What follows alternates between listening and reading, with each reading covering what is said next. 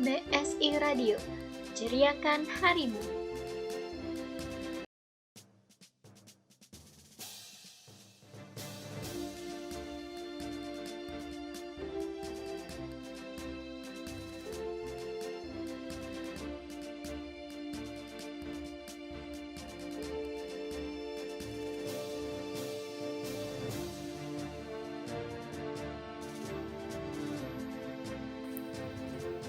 Assalamualaikum warahmatullahi wabarakatuh. Selamat siang Sobat BSI, BSI Radio ceriakan harimu. Senang rasanya saya Ujiani Dwi Hasanah bisa kembali hadir di ruang dengar kamu. Tentunya dalam program Fabulous News. Selama 30 menit ke depan, Yani akan mengisi ruang dengar kamu dengan berbagai informasi terbaru dan menarik. Dan pastinya sayang bila kamu lewatkan. Dan juga akan ada lagu-lagu yang akan menemani kamu beraktivitas siang hari ini. Ya, informasi pertama datang dari dunia politik. Namun, sebelum mendengarkan informasi pertama, ada baiknya kita mendengarkan satu buah lagu dari Maudy Ayunda. Tetap bersama, so check it out!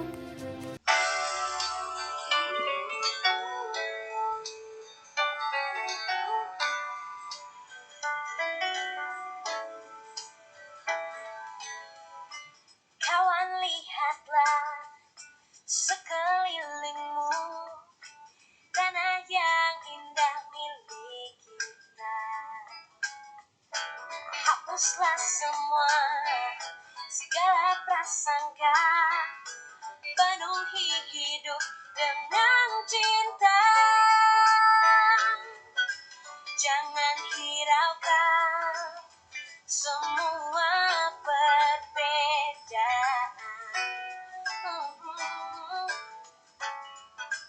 Genggamlah tangan dalam damai. Just as long as we're together, we'll be fine. So let's stay one, bersama kita satu, bercerai kita jatuh. Jangan pernah biarkan mereka memisahkan. Sobat BSI, masih di BSI Radio Ceriakan Harimu, dan tentunya masih dalam program Fabulous News. Sobat BSI, informasi pertama untuk Anda datang dari dunia politik.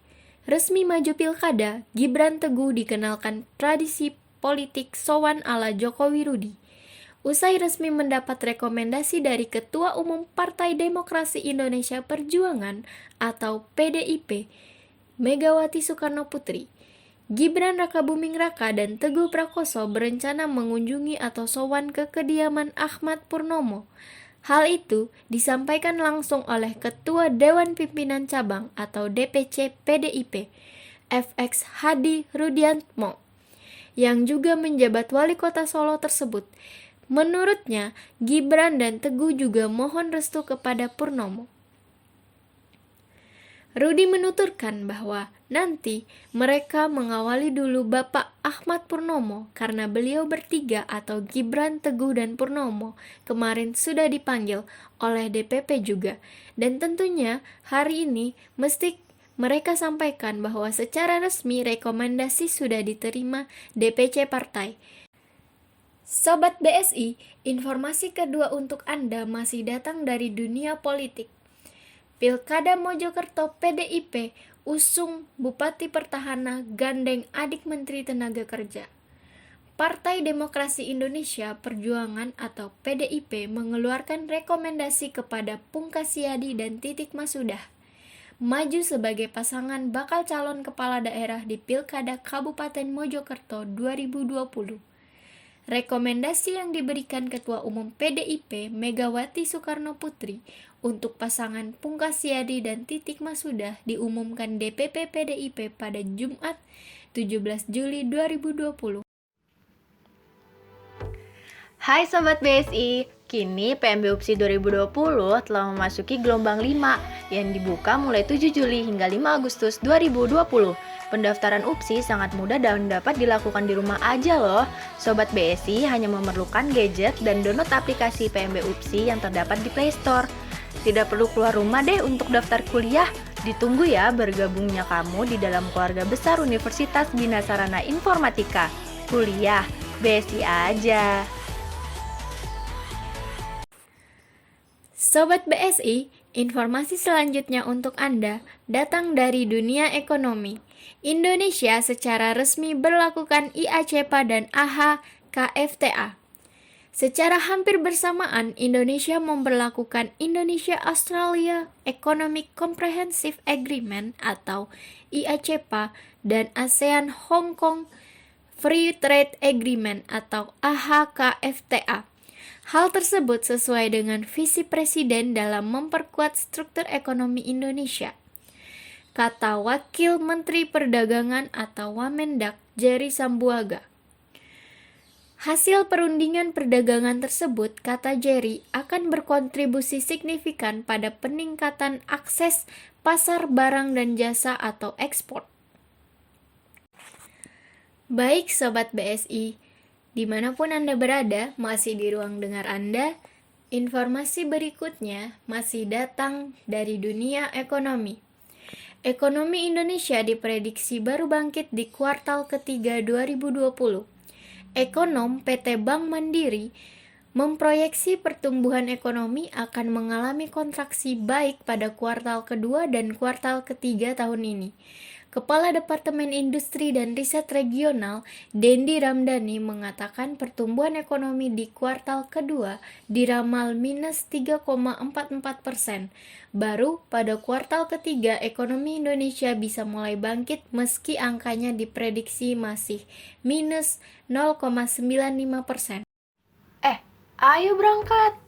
Lah, lu nggak pakai masker? Masker? Ngapain pakai masker? Kita kan udah wajib mengikuti protokol kesehatan pemerintah untuk mencegah COVID-19. Protokol kesehatan? Apa tuh? Jadi, 1. Wajib menjaga kebersihan tangan. 2. Menerapkan etika batuk dan bersin. 3. Pakai masker. Dan yang terakhir, jaga jarak. Oh, gitu ya? Oke deh kalau gitu, gua ambil masker gua dulu. Ya udah buruan, buru telat nih. Ya, Sobat BSI, informasi selanjutnya untuk Anda datang dari dunia kriminal. Kasus kriminal meningkat 7,04% dalam sepekan, salah satunya perampokan. Polri mencatat adanya kenaikan jumlah kasus kriminal di Indonesia pada minggu ke-20 tahun 2020 dibandingkan minggu sebelumnya. Kepala Bagian Penerangan Umum atau Kabak Penum Polri Kombes Ahmad Ramadan menuturkan jumlah kasus kriminal pada minggu ke-19 tahun 2020 sebanyak 3.481 kasus. Pada minggu berikutnya, Polri mencatat kenaikan sebanyak 245 kasus menjadi 3.726 kasus. Baik Sobat BSI, informasi selanjutnya untuk Anda masih datang dari dunia kriminal. Sosok PJ, pelaku pembakaran Alphard Via Valen, kerap bertindak kriminal di Medan. V, 41 tahun, pelaku pembakaran Alphard Via Valen ternyata berasal dari Medan, Sumatera Utara. Namun, sejak beberapa tahun terakhir, dia tinggal di Cikarang dan bekerja serabutan. Dari Cikarang, dia berangkat ke Sidoarjo dengan menggunakan truk. V mengaku tahu rumah Via Valen setelah bertanya ke salah satu tukang ojek di Sidoarjo dan minta diantar ke rumah sang idola. Hai Sobat BSI, kini PMB UPSI 2020 telah memasuki gelombang 5 yang dibuka mulai 7 Juli hingga 5 Agustus 2020. Pendaftaran UPSI sangat mudah dan dapat dilakukan di rumah aja loh. Sobat BSI hanya memerlukan gadget dan download aplikasi PMB UPSI yang terdapat di Play Store. Tidak perlu keluar rumah deh untuk daftar kuliah. Ditunggu ya bergabungnya kamu di dalam keluarga besar Universitas Bina Sarana Informatika. Kuliah BSI aja. Baik Sobat BSI, informasi selanjutnya yaitu berita sosial. Kementerian Sosial atau Kemensos menyalurkan bantuan sosial tunai atau BST kepada 508.077 keluarga penerima manfaat atau KPM yang miskin dan terdampak COVID-19 di Provinsi Banten. Dari jumlah itu, Menteri Sosial Juliarti Batubara mengatakan alokasi BST Kemensos di Kabupaten Tangerang merupakan yang tertinggi karena jumlah penduduknya banyak dan merupakan wilayah industri. Menurut beliau, saat diberlakukan pembatasan sosial berskala besar atau PSBB, pastinya banyak masyarakat yang tidak bekerja, sehingga masyarakatnya banyak yang dirumahkan. Baik, para pendengar dimanapun Anda berada, informasi selanjutnya masih dari dunia sosial.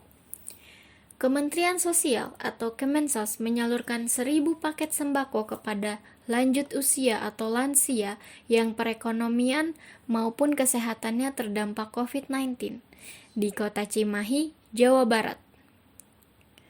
Penyaluran itu dalam rangka masih dalam suasana memperingati Hari Lanjut Usia Nasional atau HLN ke-24 pada 29 Mei 2020 lalu. Direktur Politeknik Kesehatan atau Poltekkes Bandung, Marzuki, dan Kepala Dinas Sosial atau Dinsos Jabar, Dodo Suhendar, dibantu Lembaga Kesejahteraan Sosial atau LKS menyerahkan bantuan paket sembako tersebut. Ayo berangkat. Lah, lu nggak pakai masker? Masker? Ngapain pakai masker? Kita kan udah wajib mengikuti protokol kesehatan pemerintah untuk mencegah COVID-19. Protokol kesehatan? Apa tuh? Jadi, 1. Wajib menjaga kebersihan tangan. 2. Menerapkan etika batuk dan bersin. 3. Pakai masker. Dan yang terakhir, jaga jarak. Oh, gitu ya? Oke deh kalau gitu, gue ambil masker gue dulu. Ya udah buruan, buru telat nih. Baik Sobat BSI, masih di ruang dengar Anda Fabulous News, masuk kepada segmen Soft News. Pada segmen Soft News ini, kami akan fokus kepada bidang kuliner. Berikut ini, kami akan paparkan kesalahan saat berbisnis kuliner. Bisnis kuliner termasuk yang menjadi pilihan banyak orang karena dianggap jenis bisnis yang lebih mudah dilakukan daripada bisnis lainnya. Padahal, menurut Ali Bagus Antra, pemilik usaha bebek garang saat talkshow Kiat Sukses Wirausaha dalam menghadapi persaingan dalam acara Sedap Mighty Kulineri di Jakarta beberapa waktu lalu, bisnis kuliner termasuk bisnis yang tergolong rumit karena membutuhkan banyak inovasi dan kreativitas yang berkelanjutan. Anggapan enteng mengenai bisnis kuliner membuat banyak pengusaha gulung tikar karena tak mampu menghadapi persaingan bisnis. Ali mengungkapkan ada beberapa kesalahan yang sering dilakukan para pelaku bisnis kuliner. Yang pertama, tidak fokus. Para pemilik usaha sering terlena setelah merasa bisnisnya sudah sukses. Kesuksesan pada tahap awal ini membuat mereka mulai tak fokus pada pengembangan usaha dan malah berusaha membangun usaha sampingan lainnya. Ali mengungkapkan adalah hal yang wajar untuk memiliki lebih dari satu bisnis, namun jangan terburu-buru untuk memiliki banyak cabang dalam waktu dekat atau membangun bisnis lain dalam saat yang bersamaan, karena hanya akan membuat perhatian terpecah. Selanjutnya, kami akan memberikan tips sukses jalankan bisnis kuliner saat new normal. Bisnis kuliner merupakan salah satu jenis bisnis yang menarik untuk ditekuni.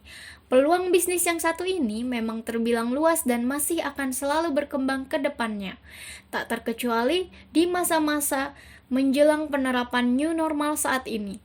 Semua orang membutuhkan makanan dan akan selalu mencarinya. Itulah mengapa bisnis kuliner tidak pernah sepi pembeli. Jika Anda berniat terjun ke dunia bisnis, tidak ada salahnya untuk menjadikan bisnis ini sebagai pertimbangan. Agar bisnis kuliner Anda sukses, pastikan Anda memiliki rencana bisnis yang tepat sejak awal. Tak perlu overthinking memulai bisnis di era new normal. Jadilah kreatif, miliki rencana bisnis dan keberanian untuk mulai menjalankan bisnis Anda dengan penuh keyakinan, supaya bisnis jualan makanan atau minuman tetap lancar di masa new normal nanti. Yang pertama, manfaatkan lapak jualan online. Di era new normal yang akan datang, bisnis kuliner memiliki potensi untuk berkembang dengan sangat luas. Asal Anda bisa memanfaatkan teknologi internet dengan baik, Anda bisa menjalankan bisnis kuliner Anda tanpa perlu membuka gerai khusus, tapi cukup dengan memanfaatkan sistem pembelian online melalui internet. Cara ini tentu menguntungkan Anda karena tak perlu keluar uang sewa tempat. Pelajari cara agar bisnis kuliner Anda bisa bergabung dengan aplikasi pesan makanan online seperti GrabFood, GoFood, maupun melalui toko e-commerce, dan lain sebagainya.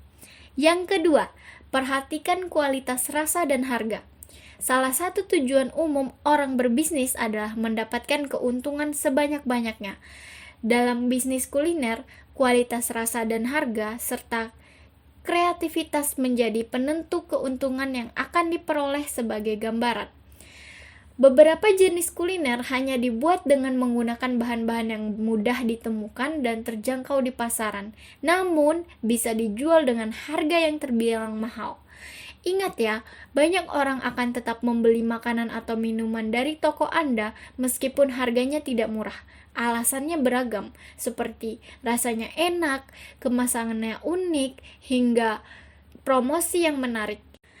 Nah, demikian rangkaian informasi-informasi dari Ujiani Dwi Hasanah dalam Fabulous News. Namun, sebelum saya menutup acara ini atau menutup program ini, kami akan menyajikan segmen terakhir, yaitu Fabulous Talk, di mana di situ akan ada dua narasumber kita yang akan menjelaskan tentang bisnis kuliner yang mereka tekuni di saat era new normal. Jangan kemana-mana ya. Sebelum kita mendengarkan Fabulous Talk, mari kita sama-sama mendengarkan lagu dari Maudy Ayunda, Kejar Mimpi.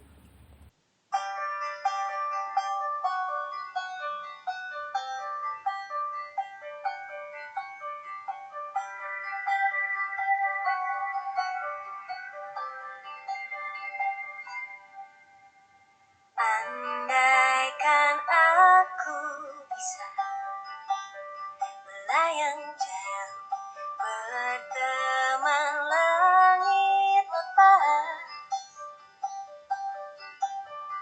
Terkadang kita lupa, dunia ini tak akan selamanya menunggu kita menaklukkan ragu, beranikan diri.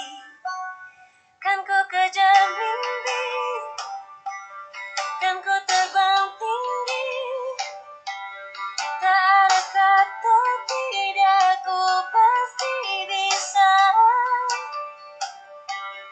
Kan ku coba lagi, ditemani pagi, tak ada yang tak mungkin, ku pasti bisa.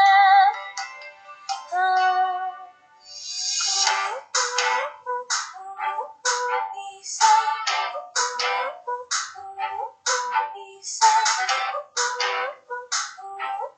bisa. Terkadang kita lupa, dunia ini tak akan selamanya menunggu kita menaklukkan ragu, beranikan diri. Halo, selamat siang para pendengar di rumah. Kali ini Aku Ujani Dwi Hasanah sudah kedatangan tamu bernama Citra Meliana. Nah, di sini mungkin aku mau langsung nanya aja ya sama Mbak Citra. Nah, di sini biar langsung Mbak Citranya aja yang memperkenalkan diri. Halo semuanya, perkenalkan nama saya Citra Meliana. Saya seorang mahasiswa dan seorang pekerja juga. Wah, seru nih guys. Jadi sambil berkuliah dia juga sambil bekerja. Kalau boleh tahu sekarang pekerjaannya apa nih? Kalau sekarang sih saya berdagang karena setelah pandemi ini kan tempat pekerjaan saya kebetulan diliburkan. Jadi saya berpikir untuk gimana caranya saya supaya tidak hanya berdiam diri di rumah. Jadi saya berpikir untuk berdagang gitu. Wah guys, sangat inspiratif nih. Gimana kalau kita tanya juga ya, sebenarnya Mbak Citra ini apa sih pekerjaannya atau apa sih yang dia hasilkan gitu, produk apa nih kira-kira? Sebelumnya saya itu bekerja di tempat bimbel, jadi saya mengajar. Nah kebetulan setelah pandemi ini tempat pekerja saya itu libur, jadi karena kan anak-anak sekolah juga libur, jadi otomatis tempat kerja saya juga libur. Nah semenjak menganggur ini saya hanya berdiam diri di rumah. Itu pun juga kuliah kuliah juga lewat online. Jadi saya hanya berdiam diri di rumah, tidak melakukan apa-apa. Kuliah pun hanya depan laptop, dan itu yang seterusnya dilakukan. Kemudian saya berpikir gimana caranya saya bisa menghasilkan uang karena karena tempat bekerja saya diliburkan dan saya tidak menghasilkan uang lagi. Jadi saya berpikir untuk membuat suatu usaha, yaitu di bidang kuliner. Wah, kuliner emang sih guys. Jadi akhir-akhir ini tuh banyak banget orang-orang yang buka usaha dari rumah itu di bidang kuliner. Kalau boleh tahu nih Mbak Citra nih jualan apa aja di kuliner ini? Terus brandingnya apa nih? Saya berjualan kuliner, kebetulan juga jualan hijab juga sih. Ada kuliner dan hijab. Kalau kuliner saya jual masakan rumah aja kayak soto dan nasi kebuli kampung, itu masakan rumah. Kalau pakaiannya hijabnya ya saya jual hijab, ada 2 macam hijab gitu, itu masih dalam proses juga. Oh, jadi begitu ya. Mungkin Mbak Citra mau bagi-bagi pengalaman nih selama berjualan ketika pandemi ini, apa aja sih cerita-cerita menarik? Mungkin para pendengar pengen tahu nih apa aja yang udah Mbak Citra lewatin selama ini. Cerita-cerita unik ya, paling customer sih kadang customer ada yang minta harga murah tapi porsinya banyak gitu. Padahal kita sudah menentukan harganya, tapi mereka mintanya harga murah tapi porsinya tetap sama gitu. Tapi karena kita baru buka ya kita perbolehkan lah, karena kan kita masih promosi juga gitu kan, masih baru buka juga, jadi ya nggak banyak, cuman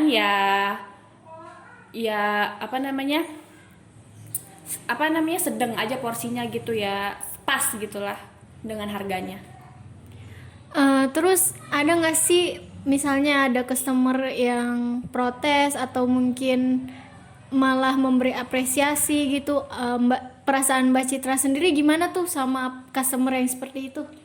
Kalau ada yang apresiasi seneng banget sih, karena ini kan masakan rumah ya, belum tentu orang-orang tuh ada yang suka sama kuliner saya. Jadi kalau ada yang apresiasi seneng banget. Kalau misalkan ada yang kurang suka atau mungkin mereka kurang stok gitu ya itu bisa jadi pelajaran buat nantinya supaya produk kuliner saya bisa diperbaiki gitu. Wah, seru juga ya para pendengar. Wah, jadi terinspirasi ya para pendengar. Kita juga jadi punya motivasi gitu loh. Jadi jangan terlalu terpaku kita menjadi karyawan atau mungkin kita menjadi pekerja kantoran, karena di sekitar kita tuh pasti banyak yang bisa kita lakukan. Nah, untuk yang terakhir nih Mbak Citra, apakah Mbak Citra punya pesan-pesan nih untuk masyarakat, apalagi di tengah pandemi seperti ini kan, pasti tentunya punya unek-unek ataupun punya perasaan motivasi gitu buat teman-teman di rumah gitu. Iya, jadi kalau pesan dari saya sih coba dulu untuk usaha apapun itu, walaupun modalnya kecil, coba dulu. Ya saya juga kan kadang-kadang bisnis kuliner saya nggak rame, kadang ada sepinya juga. Ya pokoknya jangan patah semangat kalau misalkan usaha kita lagi sepi atau apa. Pokoknya terus aja tetap berusaha, ikhtiar, jangan lupa berdoa. Itu aja sih, pokoknya tetap semangat. Wow, bagus sekali nih pemirsa, bisa jadi motivasi buat kita semua. Tapi kita terakhir nih untuk promosi brandnya Mbak Citra sendiri nih. Kita kalau mau pesen makanan dari Mbak Citra, kita harus hubungin kemana nih? Nama brand saya Panganan Bude Citra. Panganan Bude Citra, kebetulan yang masak mama saya sendiri, orang Jawa, jadi terinspirasi dari panganan itu dari bahasa Jawa, Bude Citra, karena mama saya dikenal di masyarakat sekitar sebagai Bude Citra, jadi Panganan Bude Citra. Kalau mau teman-teman kalau mau pesan boleh hubungin nomor WhatsApp saya di 083807467242. Sebenarnya saya sedang berusaha untuk masukin ke dalam GrabFood, cuman katanya belum bisa karena banyak banget yang mendaftar di GrabFood, jadi terus kedorong gitu. Jadi saya belum sempat belum terdaftar gitu. Wah, sudah didaftarkan juga nih ke salah satu brand ojek online biar kita bisa pesan melalui ojek online. Tapi ternyata faktanya begitu ya, para pendengar. Jadi kita tahu nih, akhirnya kita tahu ternyata yang membuka usaha kuliner tuh ketika pandemi banyak sekali. Nah, terima kasih ya untuk Mbak Citra sudah mau meluangkan waktunya di Fabulous News. Terima kasih. BSI Radio, ceriakan harimu. Oke, selamat siang para pendengar di rumah. Kembali lagi bersama saya Ujiani Dwi Hasanah dalam acara Fabulous News. Kali ini kita sudah kedatangan narasumber, salah satu pengusaha muda. Nah, di sini langsung aja deh kita minta kakaknya perkenalkan diri. Ya, nama saya Anissa Triana, umurnya 21 tahun. Kegiatan sehari-hari ini cuma berdagang atau berjualan produk sendiri. Jadi Kak Nisa ini adalah salah satu pengusaha di bidang kuliner begitu ya Kak. Jadi jenis kuliner apa sih Kak yang Kakak jual itu? Kulinernya itu tentang pasti nggak jauh dari makanan ya. Apalagi sekarang banyak banget anak muda, anak milenial. Jadi ya di ini aja disesuaikan lah sama lidah-lidah anak-anak zaman sekarang. Jadi bisa dibilang produk saya ini tuh jajanan masa kini. Wah, jajanan masa kini ya. Terus latar belakang usaha kakak ini apa sih Kak? Mungkin kakak bisa cerita pengalaman sebelum kakak berjualan atau setelah berjualan gitu Kak. Kalau untuk latar belakangnya, saya itu dulunya karyawan swasta, tapi karena yang kita semua tahu, yang kita hadapi sekarang itu COVID-19, jadi sangat berdampak banget untuk pekerjaan saya. Terus kebetulan saya kena pengurangan karyawan. Setelah itu saya berdiam diri di rumah selama karantina itu, kayak bosen aja gitu ngapa-ngapain, ya kan. Terus juga saya bosen sama kegiatan yang cuma gitu-gitu aja. Jadi saya berpikir untuk memulai gerbagan terbaru. Wah, jadi ceritanya mirip-mirip ya sama Mbak Citra yang tadi kita wawancarai. Nah, tapi kita juga mau tahu nih Kak, cerita-cerita atau pengalaman kakak selama berjualan ini. Mungkin ada customer yang protes atau mungkin ada yang mengapresiasi. Gimana tuh Kak? Ya, kalau untuk itu ya lumayan sih. Pasti banyak pro kontranya ya, karena kita kalau bikin sesuatu nggak mungkin semua orang suka. Jadi kalau untuk positifnya itu apresiasinya untuk orang-orang terdekat atau yang sudah pernah beli produk saya sih ya luar biasa. Jadi motivasi untuk saya terus memasak, motivasi saya untuk terus berjualan. Terus kalau misalkan negatifnya sih ya paling ya kritiknya aja sih. Itu pun kritiknya untuk membangun. Jadi nggak ada kritik yang bikin down gitu, nggak ada. Terus kita juga mau tahu nih Kak, selama berjualan, ini kan Kakak berjualan karena dampak dari COVID. Nah, nanti setelah COVID mereda atau mungkin sudah menghilang, itu Kakak akan terus melanjutkan atau mungkin Kakak akan bekerja di menjadi karyawan swasta lagi, begitu gimana Kak? Kalau untuk itu sih saya kedepannya pasti masih tetap memilih opsi untuk jadi karyawan swasta, tapi karena basicnya saya suka masak, jadi ya insya Allah produk ini tetap berjalan walaupun saya masih bekerja. Tapi untuk sistem ordernya itu pasti pre-order, jadi nggak buka setiap hari kayak sekarang. Untuk produknya nih Kak, kita bisa hubungin di mana kalau kita mau mesen ke Kakak gitu Kak? Ya, kalau untuk itu kalian semua bisa langsung cek IG-nya patatafritas_. Di situ kalian bisa order by WhatsApp ataupun direct message. Wah, jadi kalian bisa langsung cek aja IG-nya ya, Patata Fritas. Nah, jangan lupa dibuka Instagramnya dan di follow. Di situ juga ada menu-menunya ya Kak? Ya, kalau menu-menunya itu kita baru ada 4 varian aja sih. Kalau yang paling best seller itu yang patata fritas with chicken.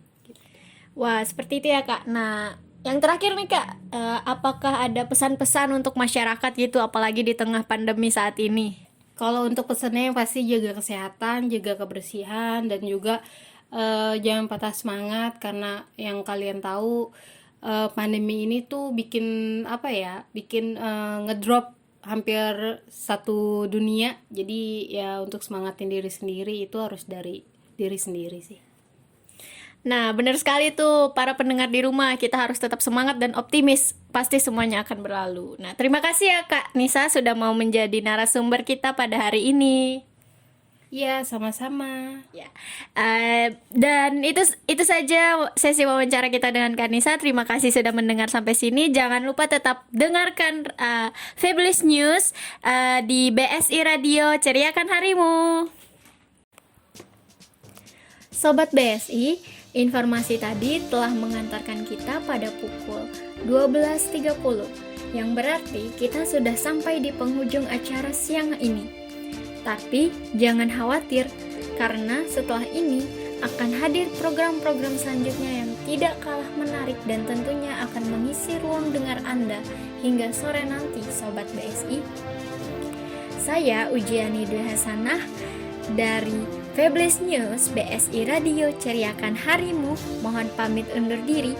Jangan lupa dengarkan lagi informasi-informasi terkini di hari berikutnya pada jam yang sama, jam 12 siang.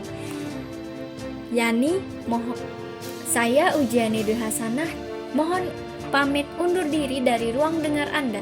Selamat siang dan wassalamualaikum warahmatullahi wabarakatuh.